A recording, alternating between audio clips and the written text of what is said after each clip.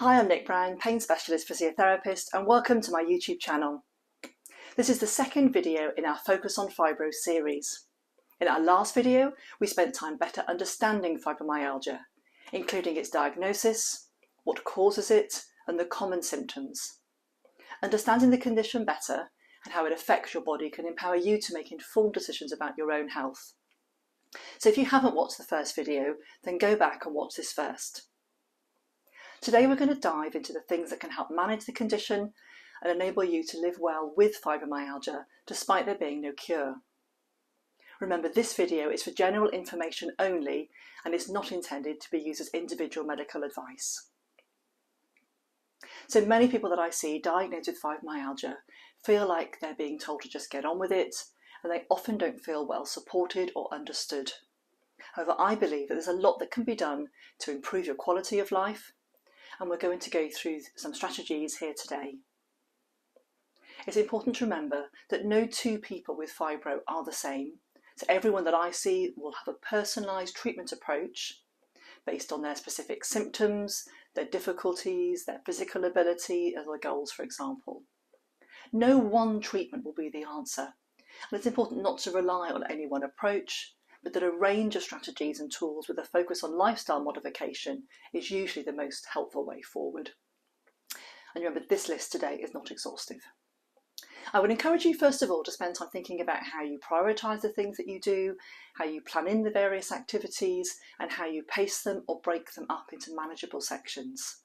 This relates to both physical activities such as personal care, household tasks, exercising, shopping, and more cognitive tasks like checking emails, paying bills, talking on the phone, reading, as often doing too much of any one of these things can aggravate symptoms.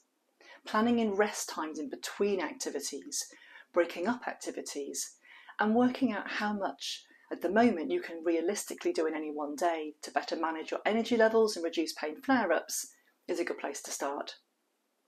Next, I would think about the things that you eat and drink, especially on a regular basis, as these things can have an impact on your symptoms.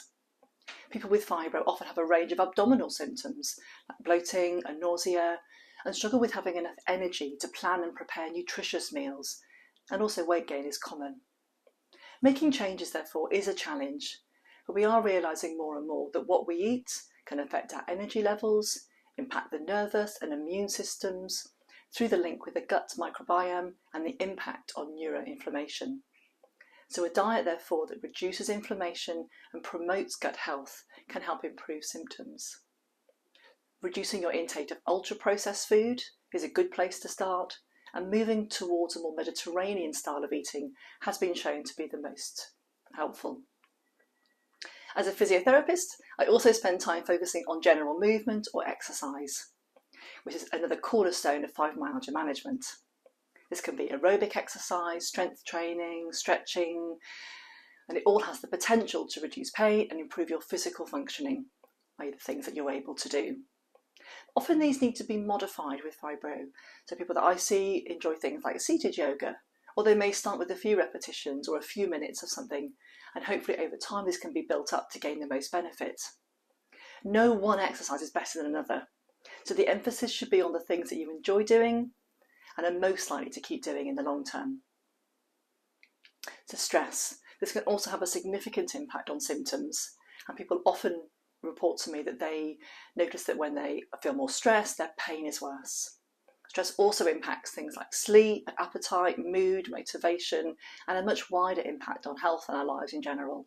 So finding ways to manage stress, therefore, is a key skill when living with fibro. As when you're constantly in that fight or flight response, first of all, it's exhausting, it can further sensitise the nervous system, and it almost primes the body for further pain. You may find mindfulness or relaxation exercises helpful, or think about other ways that you can unwind without a reliance on things like alcohol, smoking, or excessive snacking. You may also benefit from more psychological support if you are struggling or experiencing a lot of panic attacks, anxiety, or think that your mood has lowered, so do reach out for help and speak to your GP. Exploring ways to improve sleep, which we know in fibro is unrefreshing and often poor, can also help. And even small changes I've seen time and time again can make a difference. Ensuring your bedroom is quiet, dark, and as comfortable as it can be. as avoiding late caffeine, eating, screens or work, making time to wind down, and getting into a routine of regular bed and wake times can all help. So although not any one thing will be the answer to managing fibro, don't underestimate the impact that having a positive mindset, accepting where things are, acknowledging the things that you can work on and change, even if they're only small to start with, can make to your life. Focusing less on the pain and symptoms and the things that you can no longer do, and more on the things that bring joy and meaning to your everyday life, I believe is key. Please look to our other YouTube videos on our library, as this already includes further information on things like pacing, the role of rest, sleep, how to incorporate exercise and movement into your day, with a range of mindfulness and relaxation exercises too. So thank you for joining us today. Remember, fibromyalgia requires a comprehensive and personalised approach to be effective, and it's not a one-size-fits-all. Do subscribe to keep up to date with our latest releases, and share with anyone you think needs to hear this today. Bye for now.